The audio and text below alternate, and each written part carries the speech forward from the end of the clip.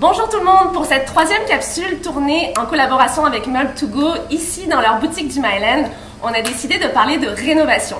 La saison des rénos commence, vous avez peut-être un projet à faire chez vous et une des choses les plus difficiles, enfin selon mon opinion, c'est de trouver les bonnes personnes avec qui travailler. Donc justement, j'ai invité aujourd'hui Sébastien Deschênes de Rénovation Deschênes pour répondre aux questions que vous vous posez peut-être tous. Donc quand on commence un projet de rénovation, tu dirais que c'est quoi le niveau de préparation qu'il faut avoir avant de commencer et avant de rencontrer son entrepreneur?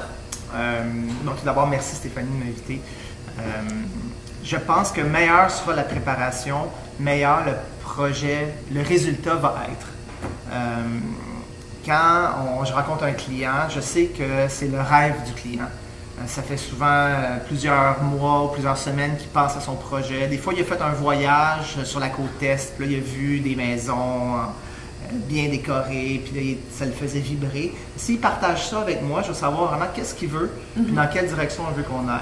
Ça va me permettre aussi de bien définir le mandat, puis où on commence, puis où on arrête pour faire un devis bien précis. Donc, quand on parle de préparation, il faut qu'ils sachent à peu près tout ce qu'ils veulent mettre dans leur projet, des planchers jusqu'au type de finition pour leurs armoires.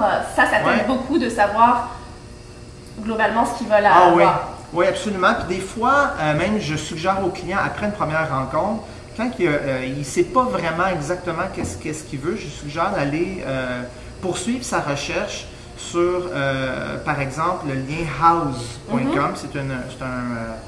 C'est une application sur le web. Un site d'inspiration, oui. Puis, donc, ça permet, des fois, c'est un couple.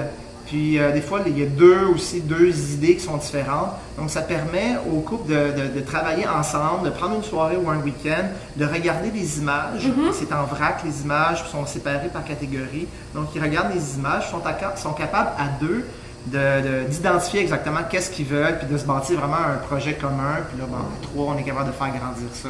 Donc, à trois, vous définissez le projet et là, tu mets ça dans une soumission.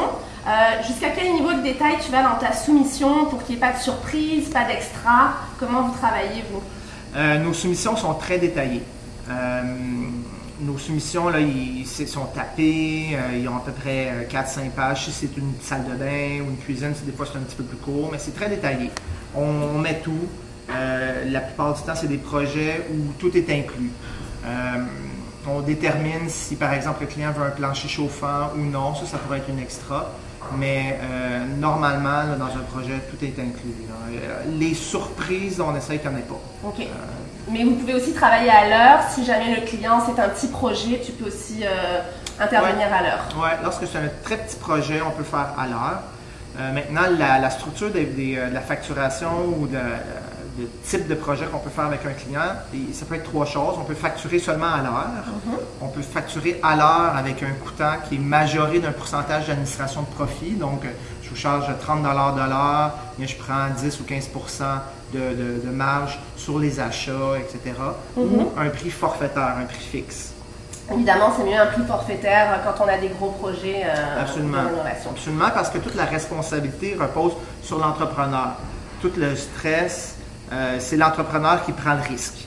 Donc, c'est lui qui décide de son magasinage, de ses heures de magasinage, de tout ça. C'est pas le client qui est responsable de gérer ça. Donc, tout le stress repose sur l'entrepreneur. Donc, moi, je fais une enveloppe forfaitaire pour, par exemple, les salles de bain, les cuisines, les sous-sols, un prix fixe. C'est mieux en bout de ligne pour le client. C'est parce qu'un un taux horaire, des fois, des clients, ils font venir un entrepreneur, puis là, il vient le matin, il travaille 2-3 heures, puis là, il s'en va magasiner pendant 1 heure ou 2. On a moins le contrôle. Puis là, c'est ça. Ça fait des contrats aussi qui s'éternisent dans le temps. Moi, en ayant un prix fixe, ben, j'ai une date de début, puis j'ai une date de fin aussi qui est inscrite sur le projet.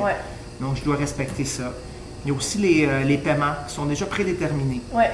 Donc, un dépôt, un montant qui est dû après la démolition, par exemple, un montant qui est dû après l'électricité. Donc, c'est des étapes clés, puis ça fait que c'est plus clair, puis il y a moins d'incertitude.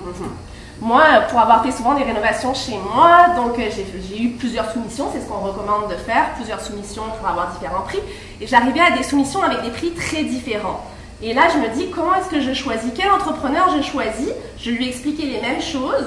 Il a compris que c'était le même projet, mais j'ai des soumissions avec des prix complètement différents. Comment on choisit?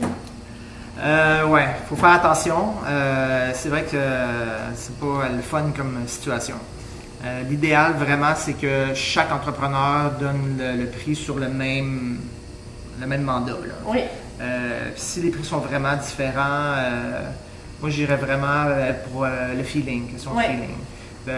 Souvent quand on fait un projet, ben, l'entrepreneur va travailler chez nous pendant 3 semaines, 1 mois. C'est comme bâtir une relation, c'est comme un mariage. Donc si on n'a pas le goût de se marier entre guillemets avec cette personne-là, moi je recommande pas ça. Donc c'est vraiment d'y aller avec la personne qui nous plaît le plus. Avec le lien de confiance, la personne qui nous plaît le plus. Regarder ses réalisations, des références aussi, mais les réalisations sur Internet. Vous avez un site où on peut clairement les voir. Ouais. Je te poserai une dernière question. Qu'est-ce qu'on doit faire pour que ça se passe bien notre chantier de rénovation? Dans la relation aussi avec l'entrepreneur, il va être chez nous tous les jours. Le fait qu'on se comprenne bien, qu'il n'y ait pas de problème. Qu'est-ce que tu recommandes aux gens pour avoir une réno réussie? Ben exactement ce que tu disais, il faut qu'on se comprenne bien. Donc, meilleur les canaux de communication vont être, meilleur le résultat du travail sera. Nous, ce qu'on prône, c'est vraiment le plus de communication possible. Donc, je parle souvent aux clients, les employés parlent aux clients, on est toute une petite équipe. Donc, on est là pour travailler ensemble. Puis dès qu'il y a des choses, on règle immédiatement. Là, les problèmes, ne pas laisser traîner les problèmes. Oui, oui. Hein? La communication. Donc, pour y retourner sur mon blog, j'en parlerai un petit peu plus dans un article. Et je mettrai les liens aussi vers le site de Sébastien pour aller voir ses belles réalisations. Merci beaucoup. Merci Stéphanie. Et merci surtout à Meubles2Go qui filme ces capsules et qui nous accueille ici dans leur boutique. Venez les visiter, ils ont vraiment des belles choses. Donc, rendez-vous à la prochaine capsule. Merci.